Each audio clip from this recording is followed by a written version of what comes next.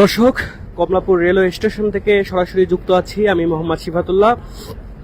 রাজধানীর জাতীয় সংসদের সামনে মানিক মিয়া এভিনিউতে জুলাই ঘোষণাপত্র পাঠ অনুষ্ঠানে অংশ নিতে ছাত্র জনতাকে আনতে 16টি ট্রেন ভাড়া করা হয়েছে। এই 16টি ট্রেনে ইতিমধ্যে রাজশাহী, নারায়ণগঞ্জ থেকে শুরু করে চট্টগ্রাম থেকে শুরু করে বিভিন্ন স্থানে সারা বাংলাদেশের বিভিন্ন স্থান থেকে কিন্তু ছাত্র জনতা সেই ট্রেনে করে এই কমলাপুর স্টেশনে এসে নেমে তারা ছোট ছোট মিছিল নিয়ে কিন্তু মানিক মিয়া এভিনিউর দিকে যাচ্ছে এবং তারা মূলত সেই ঘোষণাপত্র, জুলাই ঘোষণাপত্র, সেই অনুষ্ঠান অর্থাৎ 36শে জুলাই উদযাপনের যে অনুষ্ঠান, সেই অনুষ্ঠানে তারা সেখানে উপস্থিত থাকবেন। আপনাদের জানিয়ে রাখি যে রাজধানীর মানিক মিয়া এভিনিউতে বিকেল 5টায় উপস্থাপন করা হবে আলোচিত জুলাই ঘোষণাপত্র। যে জুলাই ঘোষণাপত্রে মূলত জুলাই ঘোষণাপত্রে এই অনুষ্ঠানে সারা দেশ থেকে মূলত 16টি ট্রেন 16টি ট্রেন অর্থাৎ 8 জোড়া ট্রেন কিন্তু ভাড়া করেছে সরকার, নিজস্ব অর্থায়নে এই ট্রেনগুলো ভাড়া করেছে। আমি যদি একটু জানতে চাই যে আপনার কোথা থেকে এসেছেন? গাজীপুর থেকে, জয়দেবপুর থেকে। জয়দেবপুর থেকে। আপনারা কি 36শে জুলাই যে অনুষ্ঠানে যাচ্ছেন? জি না।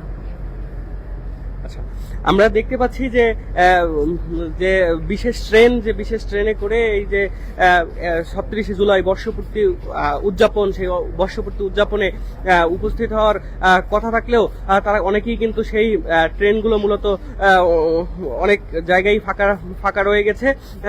তবে বেশ কিছু ট্রেনে মূলত নারায়ণগঞ্জ থেকে, জয়দেবপুর থেকে যারা এসছেন, বেশ কিছু ট্রেনে মূলত যাত্রীরা ছিলেন এবং তারা ছাত্র জনতার এই অভ্যুত্থানে অংশগ্রহণ করতে,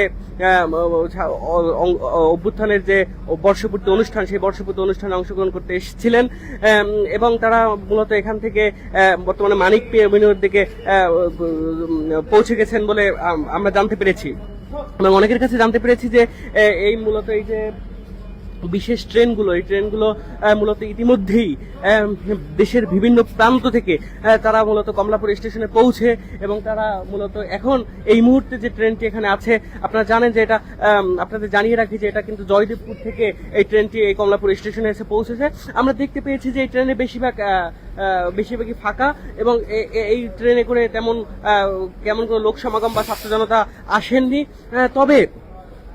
তবে নারায়ণগঞ্জ এবং রাজশাহী থেকে যে ট্রেনগুলো এসেছে, সেই ট্রেনগুলো কিন্তু মোটামুটি লোকারণ্য ছিল। তবে আমি আপনাদের জানিয়ে রাখি যে এই যে রাজধানীর মানিক মিয়া এভিনিউতে বিকেল 5টায় উপস্থাপন করা হবে আলোচিত জুলাই ঘোষণাপত্র। এই অনুষ্ঠানে সারা দেশ থেকে যে ছাত্র জনতা আনতে 8 জোড়া বিশেষ ট্রেন অর্থাৎ 16টি ট্রেন ভাড়া করেছে সরকার।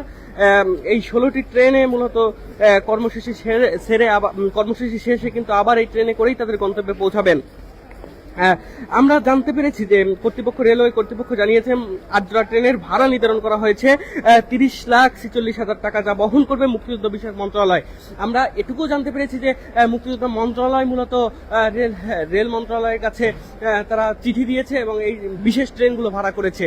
তো মূলত এই যে কমলাপুর স্টেশনে সেই সকাল থেকেই আমরা এখানে ছিলাম, এখানে দেখেছি যে দেশের বিভিন্ন প্রান্ত থেকে যারা জুলাই যোদ্ধা এবং ছাত্র জনতা, তারা কিন্তু ব্যাপক উৎসাহ উদ্দীপনায় এখানে এসেছিলেন এবং এখানে এসে তারা কিন্তু ছোট ছোট মিছিল নিয়ে তারা মানিক মিয়া এভিনিউতে সেই বহু আকাঙ্ক্ষিত যে জুলাই ঘোষণাপত্র, সেই জুলাই ঘোষণাপত্র, তারা যে বহুল প্রত্যাশিত জুলাই ঘোষণাপত্র অর্থাৎ জুলাইয়ের যে আনুষ্ঠানিক স্বীকৃতি, অর্থাৎ গত 2024 সালের 36শে জুলাই অর্থাৎ জুলাই এবং আগস্টের 5 তারিখ পর্যন্ত, অর্থাৎ 5 তারিখে শেখ হাসিনা সরকার যে পতন হয়েছে, সেই শেখ হাসিনা সরকার জনতার রোষানলে পড়ে ভারতে পালিয়ে যেতে বাধ্য হয়েছে।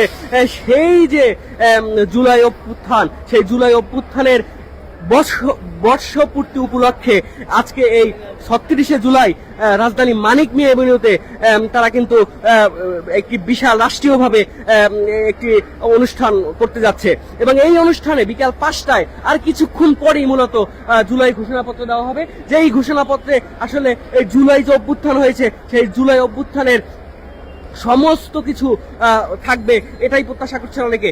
আমরা দেখতে পেয়েছি যে মূলত ঢাকায় বিভিন্ন প্রান্তে কিন্তু জুলাই সেই ঘোষণাপত্র অর্থাৎ ঘোষণাপত্র হবে, ডক্টর মোহাম্মদ ইউনূস যে ঘোষণাপত্র দিবেন সেই ঘোষণাপত্র শুনতে অথবা সেই অনুষ্ঠান সারাদিন ব্যাপী যে অনুষ্ঠানমালা ছিল সেই অনুষ্ঠানমালা দেখতে কিন্তু ইতিমধ্যেই ঢাকার বিভিন্ন প্রান্ত থেকে বিভিন্ন রাজনৈতিক দল থেকে শুরু করে সাধারণ মানুষ তারা কিন্তু ছোট ছোট মিছিল নিয়ে জাতীয় পতাকা হাতে বিভিন্ন প্লাকার্ড হাতে তারা কিন্তু মানিক মিয়া এভিনিউর দিকে যাচ্ছেন। এবং আমি কিন্তু এই কমলাপুরে এখন আছি, সেই কমলাপুর থেকেও কিন্তু মূলত এখানে যে মানুষজন আছেন তারা কিন্তু ছাত্র জনতা আছেন তারা কিন্তু মূলত দেশের বিভিন্ন প্রান্ত থেকে তারা এসেছেন এবং এসে কিন্তু তারা বিভিন্ন প্রান্ত থেকে এসে কিন্তু তারা এখন মানিক মিয়া এভিনিউর দিকে যাচ্ছেন।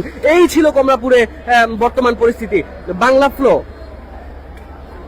থেকে সরাসরি যুক্ত আছি আমি শিফাতুল্লাহ।